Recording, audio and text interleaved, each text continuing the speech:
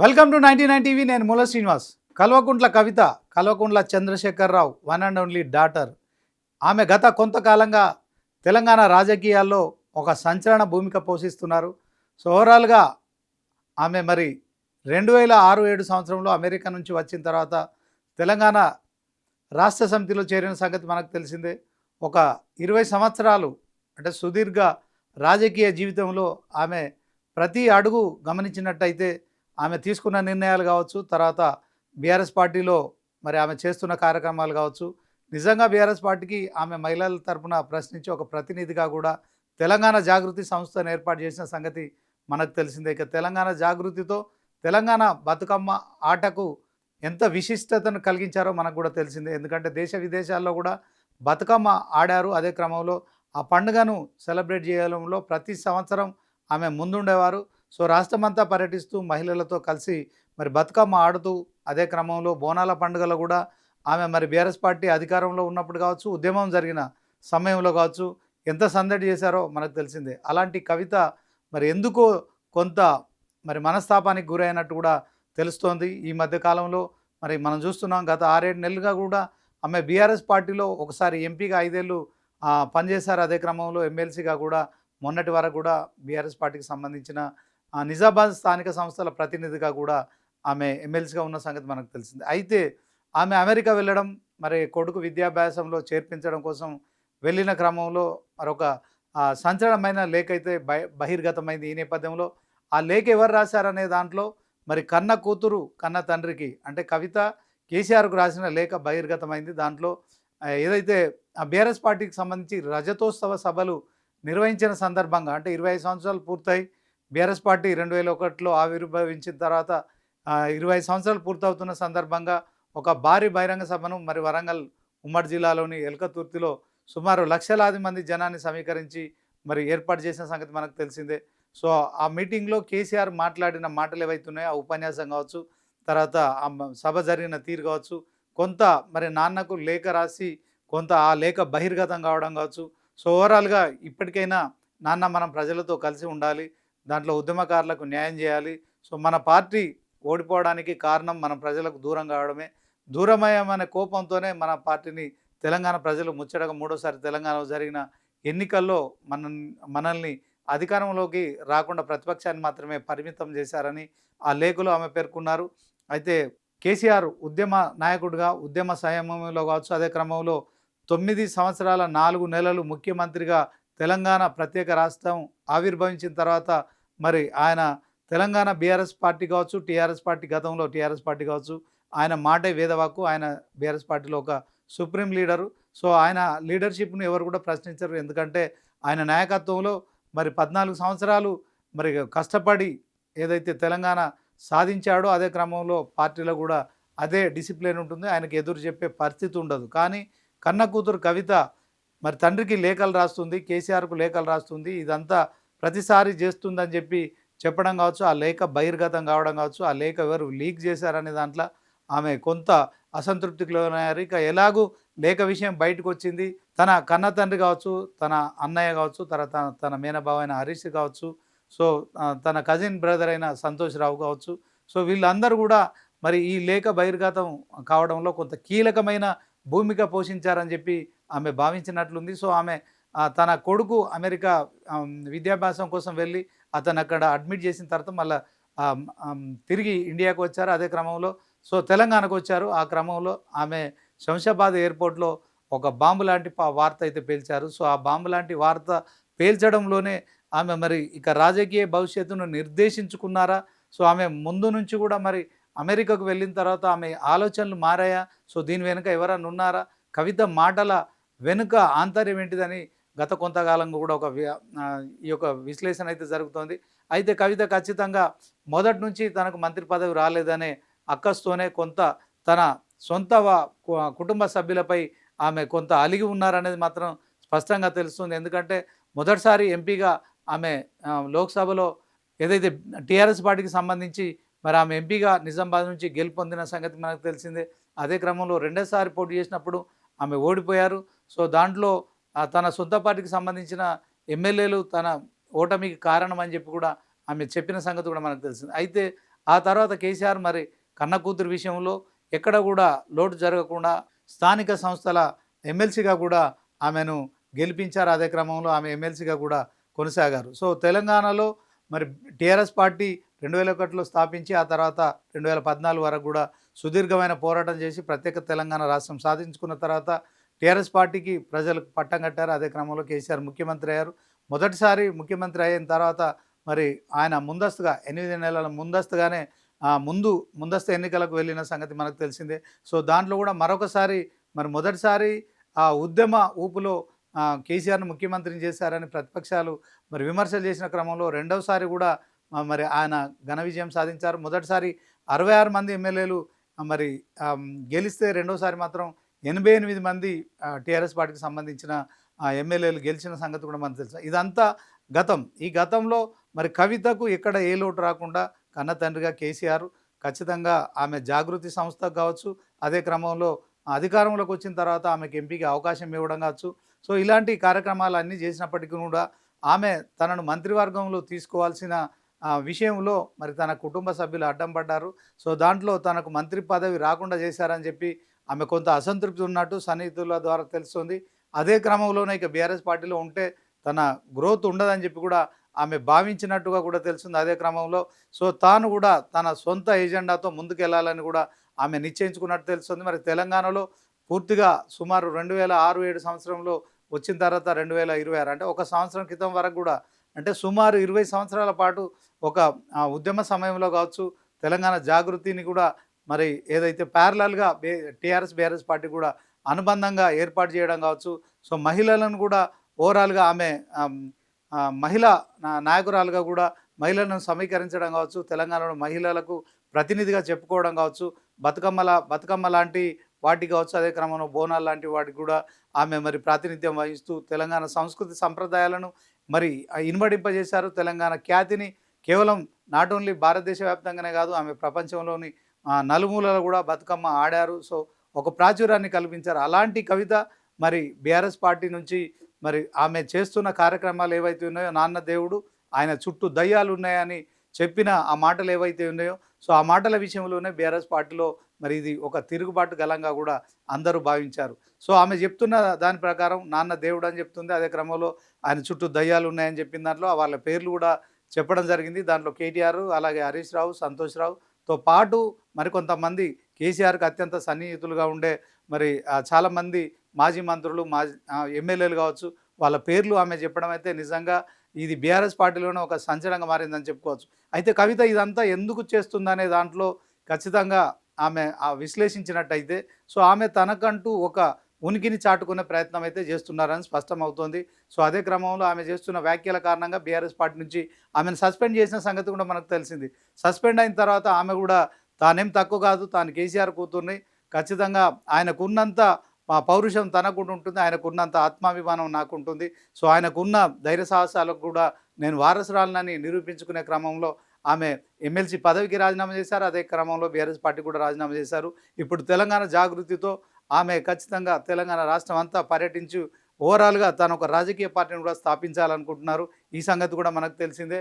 So మరి 2028లో ఖచ్చితంగా మరి పోటీ చేస్తాము తెలంగాణ జాగృతి తరఫున అని చెప్పడం కావచ్చు. అదే క్రమంలో ఇప్పటికీ ఇంకా ఆమె రాజకీయ పార్టీ పేరు ప్రకటన కాలేదు. అయినప్పటికీ కూడా ఆమె తన పోరాటాన్ని కూడా ఎక్కడ ఆపకుండా కూడా ఓవరాల్గా తెలంగాణ రాష్ట్ర వ్యాప్తంగా పర్యటనలు చేస్తున్నారు. సో అదే క్రమంలో 10 సంవత్సరాలు బీఆర్ఎస్ పార్టీలో అధికారంలో ఉన్న వాళ్ళంతా కూడా అవినీతికి పాల్పడ్డారని చెప్పి మరి ఎక్కడికక్కడ వెళ్తూ ఆ పర్యటన భాగంగా చాలామంది నాయకుల పేర్లు తీసుకొని వాళ్ళందరూ కూడా అక్రమాలు చేశారని చెప్పడంతో కొంత సీన్ రివర్స్ అవుతున్న పరిస్థితి కనిపిస్తోంది.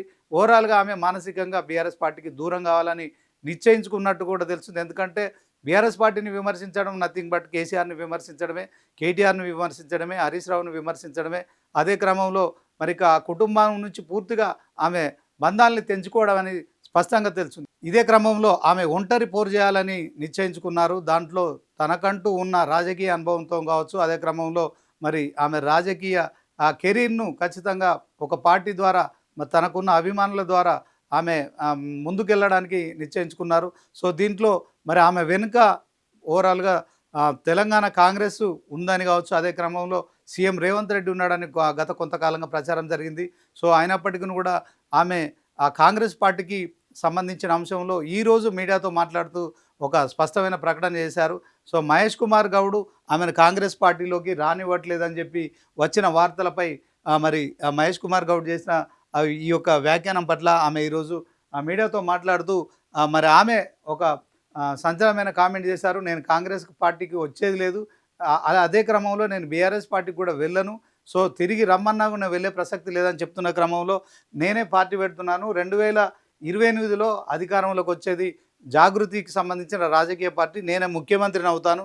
సో కావాలంటే మహేష్ కుమార్ గౌడ్ను నా పార్టీలోకి తీసుకుంటాను, ఆయనకు కూడా ఒక పార్టీకి సంబంధించిన అంశంలో ఒక కీలకమైన పదవి ఇస్తానని చెప్పడం కావచ్చు. ఓవరాల్గా కవిత ధైర్య సాహసాలకు ఇక్కడ మెచ్చుకోవాలా. అదే క్రమంలో మా మహేష్ కుమార్ అన్నగారు, మహేష్ కుమార్ గౌడ్ గారు మా నిజామాబాద్ కాబట్టి ప్రేమతో అన్న అని పిలుస్తున్నా.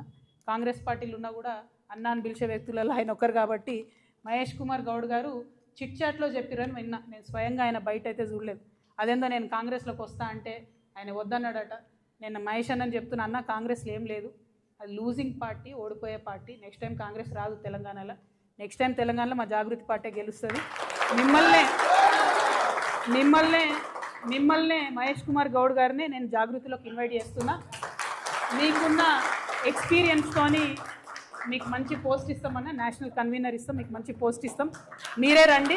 మేము చాలా సీరియస్ పొలిటికల్ పార్టీగా చాలా పెద్ద ఎత్తున ప్రజల వద్దకు వెళ్తాం. భగవంతుడి దయతోని, ప్రజల దయతోని తిరుగులేని రాజకీయ శక్తిగా ఈ రాష్ట్రంలో ఆవిర్భవిస్తాం. కాబట్టి మీరు నన్ను బద్నాం చేసే ప్రయత్నం చేయొద్దు.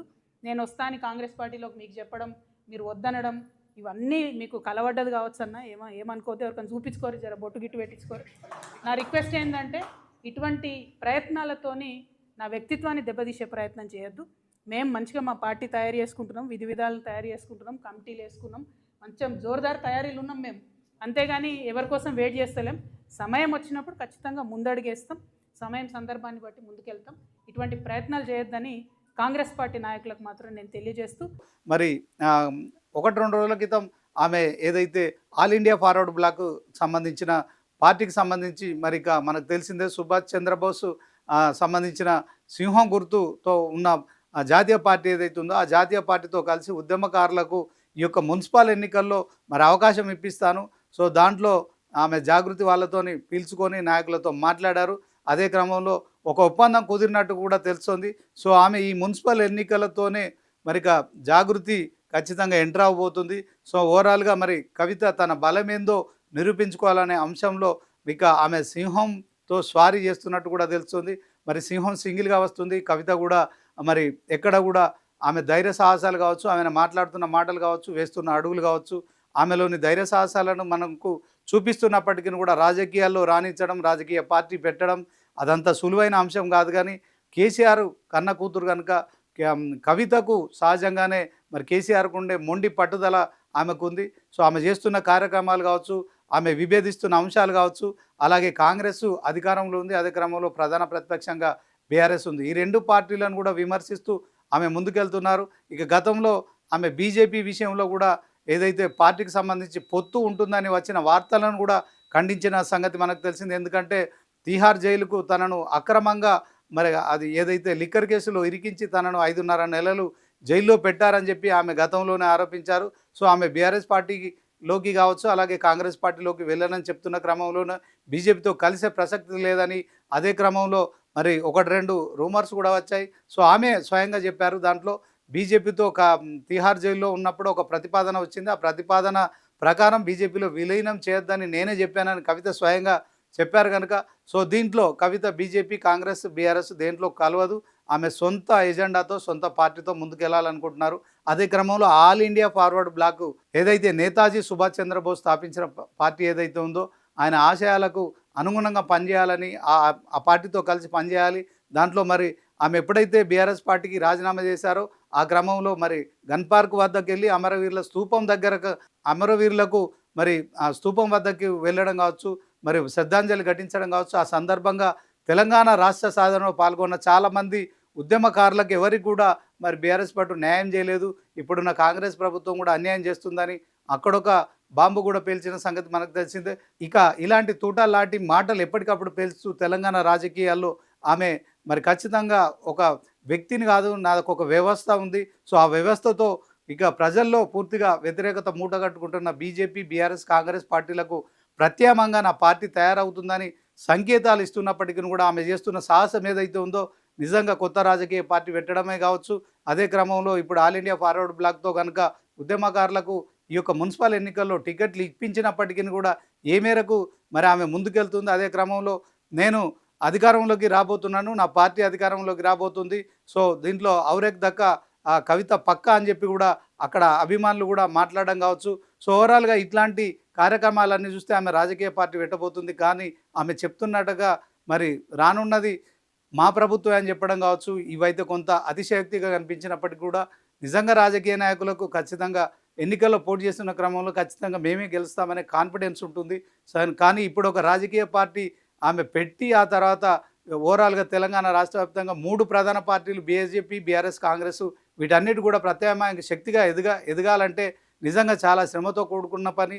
సో దీంట్లో మరొకటి 2 పార్టీలు కూడా తెలంగాణలో కొత్తగా ఆరంగేటం చేస్తున్నాయి. మనకు తెలిసిందే తీన్మార్ మల్లన్న లాంటి వాళ్ళు కూడా ఒక పార్టీ పెట్టడం కావచ్చు. సో బీసీ ఉద్యమం ఒకవైపు, మరొక వైపు బీజేపీ, కాంగ్రెస్, బీఆర్ఎస్లు ఈ 3 ప్రధాన పార్టీలు కూడా చాలా బలమైన శక్తులుగా ఉన్న నేపథ్యంలో కవిత మరి ధైర్య సాహసాలు కావచ్చు, ఆమె పెడుతున్న పార్టీ కావచ్చు, ఏ మేరకు ఆదరణ లభిస్తుంది. ఇదే క్రమంలో కవిత చేసిన కామెంట్స్ ఏవైతే ఉన్నాయో తెలంగాణ రాష్ట్ర రాజకీయాల్లో నిజంగా సంచలనంగా మారాయని చెప్పుకోవచ్చు.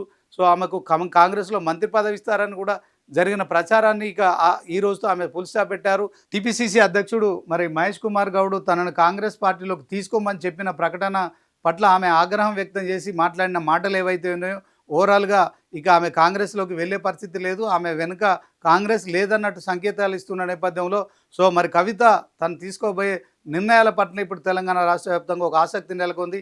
ఈ ఆసక్తి విషయంలో ఆమె రాజకీయ పార్టీ పేరు ఎలా ఉంటుంది, సో ఆమె మున్సిపల్ ఎన్నికల్లో నిజంగా మరి పోటీ చేస్తుందా, అదే క్రమంలో ప్రజలు ఎలాంటి తీర్పిస్తారు, సో ఆల్ ఇండియా ఫార్వర్డ్ బ్లాక్తో ఎంతమందికి టికెట్లు ఇస్తారు, వాళ్ళకి సంబంధించిన ఓట్లు ఎలా వస్తాయి, ఇవన్నీ సస్పెన్స్ను కలిగిస్తున్న అంశాలు అయినప్పటికీ కూడా తెలంగాణ రాజకీయాల్లో మాత్రం ఖచ్చితంగా కవిత అనే ఒక వ్యక్తి మాత్రమే కాకుండా ఒక శక్తిగా అవసరించడానికి ఓవరాల్గా ఆమె చేస్తున్న కామెంట్స్ కావచ్చు, కార్యక్రమాలు కావచ్చు నిరూపితం చేస్తున్నాయి. సో ఒకసారి కవిత ఏం మాట్లాడారు, ఆమె బయట కూడా చూద్దాం. ఈరోజు ప్రెస్ మీట్లో మాట్లాడిన మాటలు ఏవైతే ఉన్నాయో నిజంగా టీపీసీసీ అధ్యక్షులుగా మరి మహేష్ కుమార్ గౌడ్ ఎలా స్పందిస్తారనేది మాత్రం వేచి చూద్దాం. మా మహేష్ కుమార్ గౌడ్ గారు మా నిజామాబాద్ కాబట్టి ప్రేమతో అన్న అని పిలుస్తున్నా. కాంగ్రెస్ పార్టీలు ఉన్నా కూడా అన్న అని పిలిచే వ్యక్తులలో ఆయన ఒక్కరు కాబట్టి మహేష్ కుమార్ గౌడ్ గారు చిట్ చాట్లో చెప్పిరని విన్నా. నేను స్వయంగా ఆయన బయట అయితే చూడలేదు. అదేందో నేను కాంగ్రెస్లోకి వస్తా అంటే ఆయన వద్దన్నాడట. నేను మహేష్ అన్నని చెప్తున్నా, అన్న కాంగ్రెస్లో ఏం లేదు, అది లూజింగ్ పార్టీ, ఓడిపోయే పార్టీ. నెక్స్ట్ టైం కాంగ్రెస్ రాదు తెలంగాణలో. నెక్స్ట్ టైం తెలంగాణలో మా జాగృతి పార్టీ గెలుస్తుంది. మిమ్మల్నే మహేష్ కుమార్ గౌడ్ గారిని నేను జాగృతిలోకి ఇన్వైట్ చేస్తున్నా. మీకున్న ఎక్స్పీరియన్స్తోని మీకు మంచి పోస్ట్ ఇస్తామన్నా, నేషనల్ కన్వీనర్ ఇస్తాం, మీకు మంచి పోస్ట్ ఇస్తాం, మీరే రండి.